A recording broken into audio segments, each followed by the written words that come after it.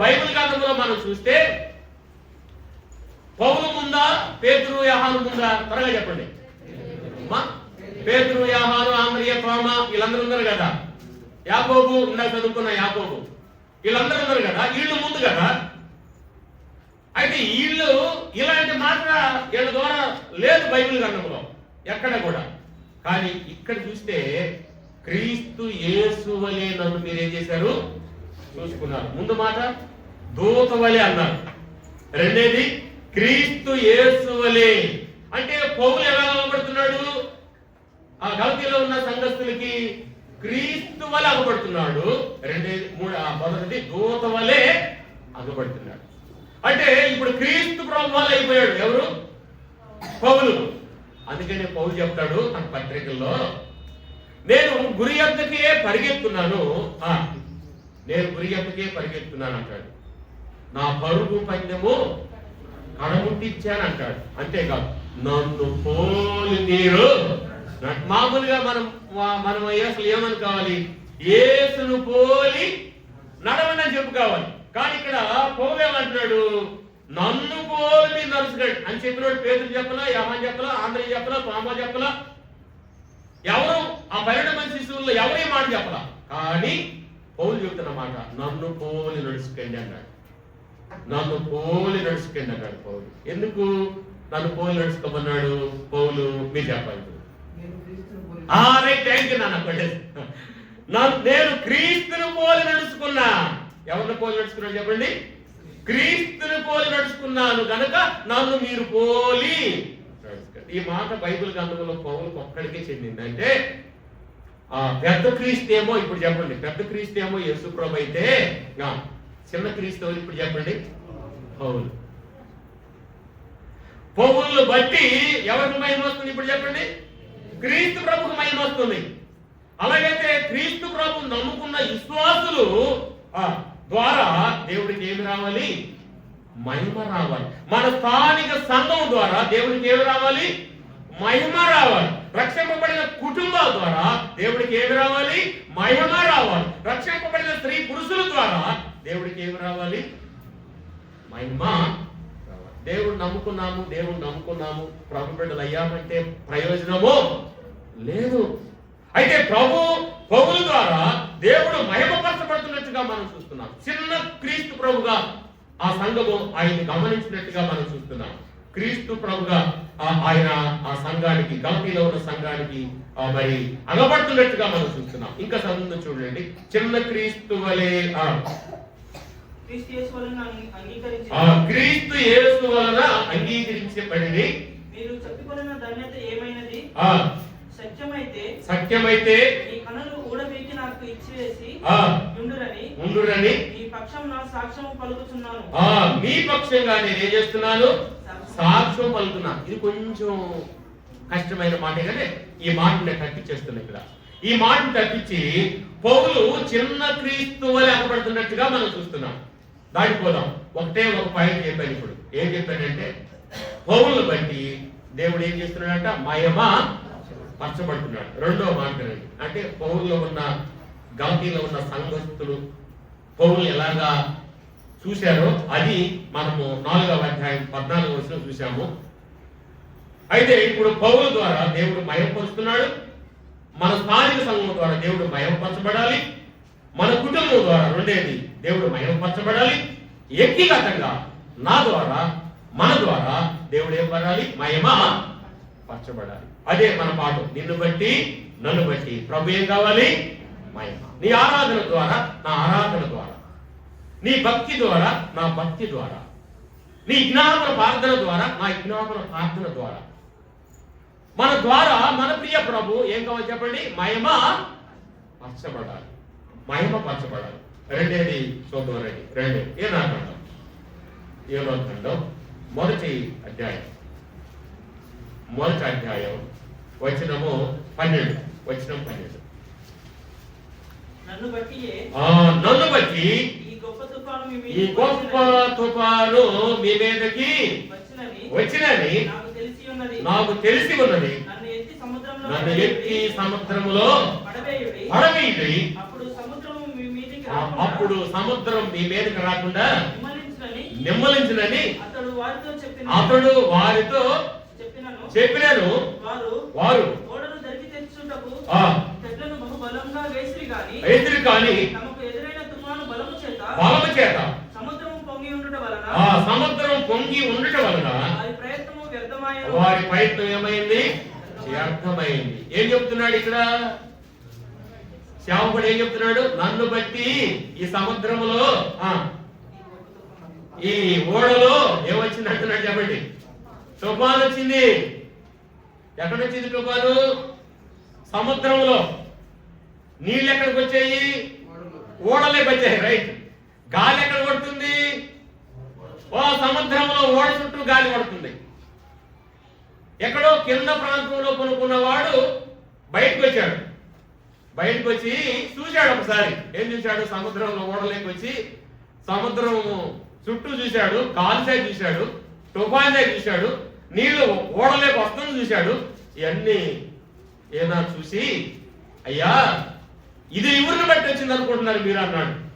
ఎవరిని బట్టి వచ్చింది అంటే మిమ్మల్ని బట్టి కాదు. ఓడలో ఎంతమంది ఉన్నారో తెలుసా మీకు? ఓడలో ఇంచుమించు 300 మంది పైగానే ఉన్నారు. అయితే నన్ను బట్టి ఏమొచ్చింది? ఈ తుఫాను వచ్చింది. ఎవరిని బట్టి? నన్ను బట్టి ఈ తుఫాను వచ్చింది. దయతో నన్ను ఏం చేయాలి మీరు? ఈ సముద్రంలో ఎత్తి పడేస్తే ఏం తగ్గిద్ది అన్నాడు. చెప్పండి. గాలి తగ్గిద్ది. ఇంకా చెప్పండి. తుఫాన్ తక్కువైంది. నీళ్లు ఓడలో నుంచి కిందకి సముద్రంలో వెళ్ళిపోతాయి. ఓడ తేలికైంది. మేము చెప్పండి ఒడ్డుకి వెళతాం. ఎవరు చెబుతున్నారు ఈ మాట? నన్ను బట్టి. అమ్మా, నిన్ను బట్టి నీ కుటుంబంలో ఏమన్నా సమస్యలు ఉన్నాయేమో, నిన్ను బట్టి సంఘంలో ఏమైనా సమస్యలు ఉన్నాయేమో. నన్ను బట్టి కుటుంబంలో నెమ్మది ఉండాలి. నన్ను బట్టి సంఘములో నెమ్మది ఉండాలి.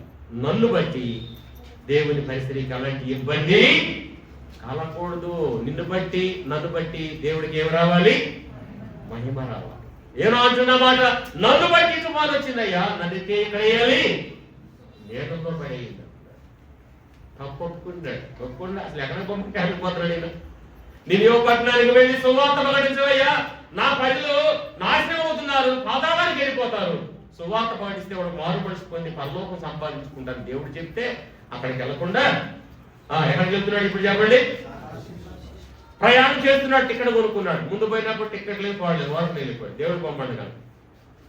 ఇప్పుడేమో టికెట్ కొన్నాడు. టికెట్ కొన్నవాడు జనంలో కూర్చున్నాడు. ఆ కూర్చొని ఆడికి పోయాడు, అడుగు భాగానికి పోయాడు, కింద కొనుక్కున్నాడు. తుఫాన్ రేగి. ఎవరిని బట్టి?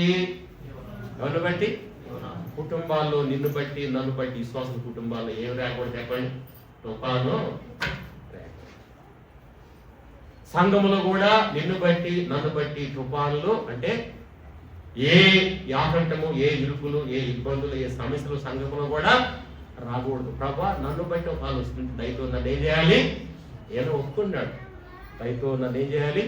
క్షమించాలి. దేవుడి దగ్గర మనం క్షమాపణకునే వారిగా ఉండాలి. ఏనాంటి సేవకుడే క్షమాపణకుండా నిమ్మల బట్టి కాదయ్యా, ఈ ఓడలో ఉన్న ఈ సరుకులు బట్టి, లేకపోతే ఈ బరువులు బట్టి, లేకపోతే ఈ మనుషులు బట్టి కాదు, నన్ను బట్టే ఈ తుఫాను వచ్చింది, నన్ను తీసుకుపోయి నీళ్ళల్లో. కానీ ఆ నీళ్ళలో వేయడం జరిగింది, చేప మింగడం జరిగింది, ప్రార్థన చేయడం జరిగింది, నేను పట్టణానికి పోవడం జరిగింది, ఆ తర్వాత సొరసెట్ వేయడం జరిగింది, ఏడిపోవడం జరిగింది, సువార్త చెప్పడం జరిగింది, ఇవన్నీ జరిగిపోయాయి. కానీ ఎవరిని బట్టి ఇదంతా? ఈనాన్ని బట్టి కదండి. నన్ను బట్టి ఈ తుఫాను రేగింది, నన్ను సముద్రం లేపడం. ఇక ఆ లిస్ట్ అంతా మనకు తెలుసు. నేను దాన్ని అంత దూరం వెళ్తాం, సింపుల్ గా చెప్పేస్తుందండి. ఇప్పుడు 2 సంగతులు చెప్పాను. ఒకటి, పౌరులు బట్టి దేవుడికి ఏం కలుగుతుంది? మహిమ. ఈనాడు బట్టి దేవుడికి ఏం కలుగుతుంది? మహిమ. అంటే వారి తప్పులు వారు ఏం చేస్తున్నారు? ఒప్పుకుంటున్నారు. వారి తప్పులు వారు ఒప్పుకున్న ద్వారా, వారు జీరో కావడం ద్వారా దేవుడికి ఏమొస్తుంది? మహిమ. దేవునికి మహిమ వస్తున్నట్టుగా మనం చూస్తున్నాం. వారి తప్పులు వారు ఒప్పుకున్నారు. పాపుల్లో ప్రధాన పాపినని పౌలు ఒప్పుకున్నాడు కదా. పాపుల్లో ప్రధాన పాపినయ్యా, నేనే పాపినయ్యా అన్నట్టుగా ఒప్పుకున్నాడు. ఒప్పుకోవడం ద్వారా, పౌలు ద్వారా దేవునికి ఏమొస్తుంది? మహిమ. ఏనా అంటున్నాడు, ఈ సముద్రంలో వెత్తిపడేయండి, ఈ గాలి తుఫాను ఎడవడంత నా నుంటే వచ్చిందయ్యా అంటం ద్వారా దేవుడికి ఏం కలిగింది? మహిమ కలిగింది. రెండు చెప్పాను ఇప్పుడు మీకు. ఈ రెండు మాటలు మీ హృదయాల్లో పద్ధతిపరచుకోండి. ఎవరి గురించి చెప్పాను నేను ఇప్పుడు? మీరు నిద్రపోతున్నారు, మెలకుతూ ఉంటారు, మాట్లాడుతున్నారు. ఎంతమంది భక్తుల గురించి చెప్పాను అంటున్నా ఇప్పుడు. అది ఎవరు? ఇద్దరు. పేర్లు పౌలు. వారిద్దరిని బట్టి దేవుడికి ఏమొచ్చింది? నినివే పట్టణం వారందరూ లేక ఏమయ్యారు? రక్షించబడ్డారు. నిన్ను బట్టి నన్ను బట్టి ఒక్క ఆత్మన్న 2026 వచ్చిందన్నా. 2026 వచ్చింది, 2025 పోయింది. నీ ద్వారా, నా ద్వారా ఒక్క ఆత్మ కన్నా సంఘాన్ని నడిపించామా? ఒక్క మనిషి కన్నా సువార్త ప్రకటించామా? ఎవరికి, ఎంతమందికి సువార్త ప్రకటించారు? సువార్త ప్రకటించడం అంటే మైక్ దగ్గర ఉండి సువార్త ప్రకటించడం కాదు. ఓర్క యేసుప్రభు నమ్మకయ్యా, మనతో కలిసేవాళ్ళు, మనతో పనిచేసేవాళ్ళు, మనతో ప్రయాణం చేసేవాళ్ళు, మనతో కలిసి ఉద్యోగాలు చేసేవారు, మనతో కలిసి పనిచేసేవారు, మనతో కలిసి భోజనం చేసేవారు, మనతో కలిసి టిఫిన్ చేసేవారు, మనతో కలిసి ప్రయాణాలు చేసేవారు. ప్రభుని ఎరగని వారికి ఏమి లేదు. రెండు మాట, యేసు ప్రభుని నమ్ముకో. బ్రదర్ బాగున్నావా? సిస్టర్ బాగున్నావా? అమ్మా ఎక్కడి నుంచి వస్తున్నా? ఎక్కడి నుంచి ప్రయాణం చేస్తున్నారు? ఎక్కడి నుంచి ఎక్కడికి వస్తున్నా? ఉద్యోగంలో ఎక్కడి నుంచి వస్తా? ఏ కాలేజ్ నుంచి వస్తున్నా బాబు? ఇంకా యేసు ప్రభు తెలియదా? యేసు ప్రభు ఇంతే. సువార్త ప్రసంగం చేయడం కాదు, సువార్త వేరు. సువార్త అందరూ పలకండి. స్త్రీలు చెప్పొచ్చు, పురుషులు చెప్పొచ్చు, ఏ సైతం అంతేనా? చెప్పకూడదు అంటారు కదా మీరు బెదర్ అసెంబ్లీలు. అప్పుడు చెప్పాలా చెప్పకూడదా? చెప్పచ్చు. సమర స్త్రీ ఏం చేసి చెప్పండి? గ్రామంలోకి వెళ్ళి చెప్పండి, త్వరగా చెప్పండి. గ్రామంలో వాళ్ళందరినీ ఎక్కడ తీసుకొచ్చిందంట? ఏసై దగ్గర, మెస్సై దగ్గర తీసుకొచ్చింది. గ్రామస్తులు అందరికీ యేసు ప్రభు ఏం చెప్పాడంట? సువార్త చెప్పాడు. అలాగైతే ప్రియమైన దేవుని బిడ్డరా, 3 చోట్లను చూడండి. 3 మొదటి సమూయేలు గ్రంథం 23వ అధ్యాయం. 10వ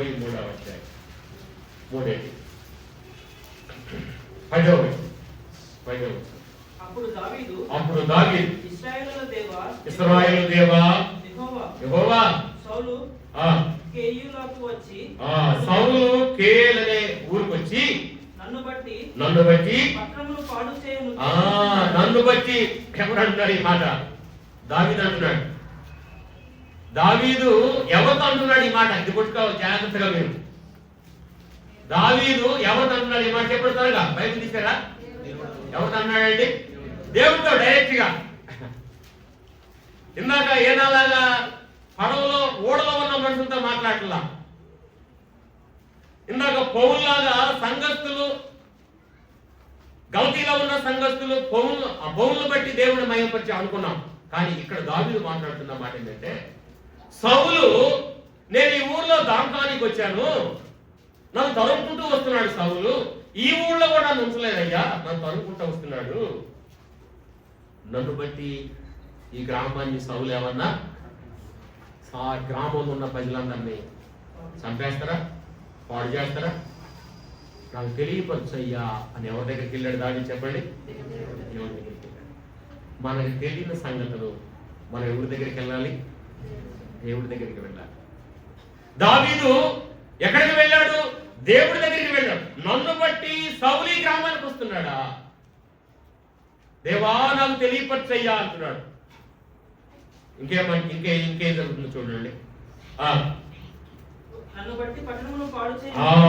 బట్టి ఆ పట్టణాన్ని ఏం చేస్తాడంట సౌలు? పాడు చేయటానికి ఏం చేయాలంట? ఉద్దేశించి. సౌలు పని ఏంటి? పట్టణాల్ని పాడు చేయటం. ఎవరిని బట్టి? ఎవరి పట్టణంలో? దావీదు ఆ పట్టణానికి పోకపోతే ఆ పట్టణాన్ని పాడు చేసేవాడు కాదు. దావీదు ఆ పట్టణంలో ఉన్నాడని తెలుసుకొని ఆ పట్టణంలో వాళ్ళందరినీ ఏం చేయడానికి వస్తున్నాడు చెప్పండి? సైన్యాన్ని తీసుకొని పాడు చేసి చంపివేయడానికి వస్తున్నాడు. అయితే దావీదుకి తెలిసింది ఈ మాట. దావీదు దేవునికి ఎక్కడికి వెళ్ళాడు తెలుసా? సౌలు దగ్గరికి వెళ్ళాలి. సౌలు దగ్గరికి వెళ్తే దావీదు ఏం చేసేవాడు? త్వరగా చెప్పాలి మీరు, చంపేసేవాడు. అసలు ఎందుకు చంపాలనుకున్నాడు దావీదుని సౌలు? అసలు సౌలు రాజుకు దావీదు మేలు చేసాడా కీడు చేసాడా? మామూలుగా యుద్ధానికి వచ్చినప్పుడు ఎవడాడు? గొలియాతుకోడు. యుద్ధానికి వచ్చినప్పుడు ఇశ్రాయేలు ప్రజల మీదకి ప్రజలందరూ భయపడ్డారు అనుకోండి. ఎందుకంటే వాడు ఎత్తు మనిషి, వాడు ఎత్తుశాలి, వాడు బలవంతుడు. ఇక్కడ అవన్నీ బైబిల్లో ఉన్నాయి. సౌలు తెలిసింది, రాజు తెలిసింది. మరి రాజు వచ్చి యుద్ధం చేయాలి కదా. ఎందుకంటే సౌలు కూడా యుద్ధం నేర్చుకున్నవాడు. సౌలు రాజు యుద్ధశాలి, ఆయన యుద్ధం నేర్చుకున్నవాడు, యుద్ధం వచ్చినవాడు.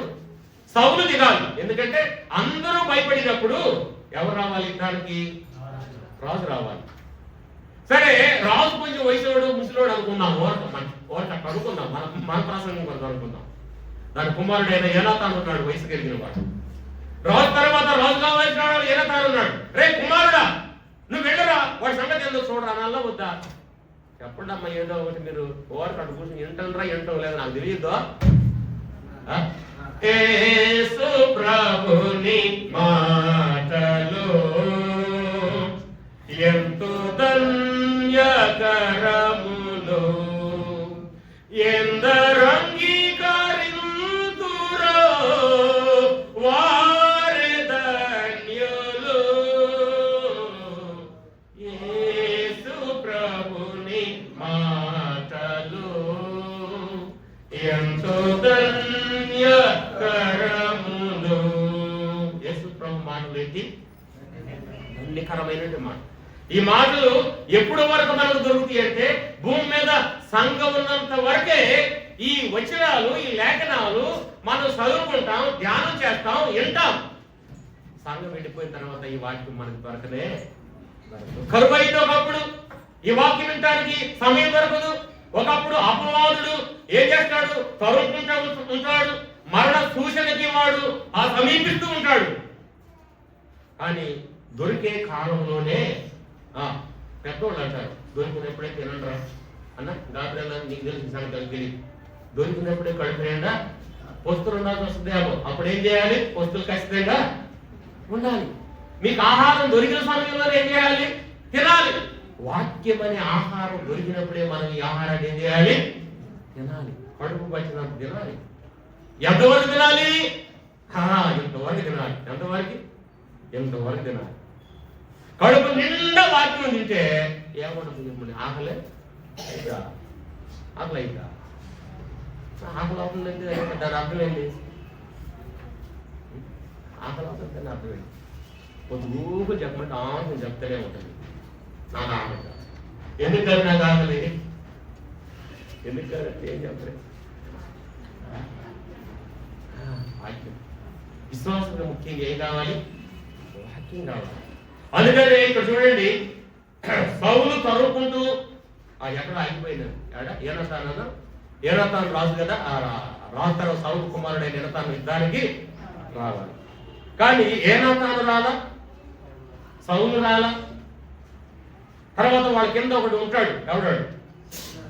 సైన్యాధిపతి. రైట్, సైన్యాధిపతి రావాలి, ఆయన రాలా. తర్వాత ఇశ్రాయేలు ప్రజల వల్ల బలం కలిగిన వాడు ఒకరంటే వాడు రాలా. మరి యెషై కుమారుల్లో 6 వచ్చారు ఆ యుద్ధం చేయడానికి, చూడటానికి. పెద్దవాళ్ళు బాగా బలసూరులు వచ్చారు. వాళ్ళ వల్ల కూడా కాదు. వీడు ఏమంటున్నాడు తెలుసా? ఎవరైనా ఇశ్రాయేలులో మీరు కానీ వస్తే మిమ్మల్ని నేనేం చేస్తాను? కత్తికి నరికి ముక్కలు ఏం చేస్తా? పైకి ఎగరేస్తే ఏం తినిపోతే అంటున్నాడు? కాకులు గెద్దలకి మీ మోసాలు ఏం చేస్తా? మీ కణనరాలు విసిరేస్తా అంటున్నాడు. అంటే అంత బలం కలిగిన వాడు అనమాట, అంత శాలి చేస్తున్నాడు అనమాట.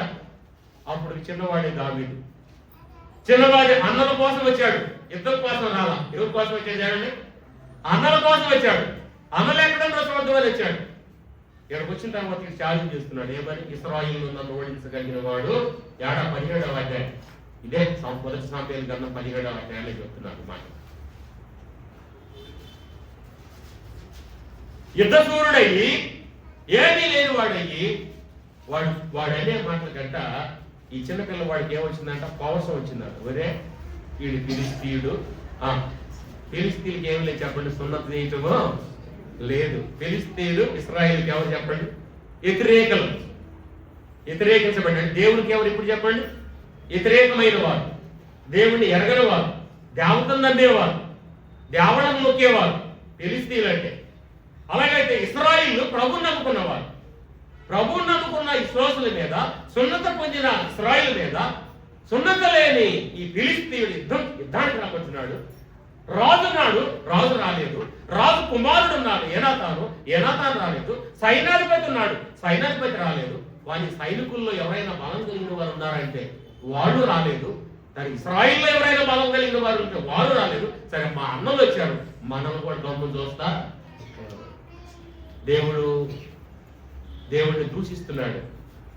దేవుడిని దూషిస్తున్నాడని రోషం కలిగింది ఎవరికి? నాకు రోషంగా. ఆ మాట రోషం కలిగిన వాడు.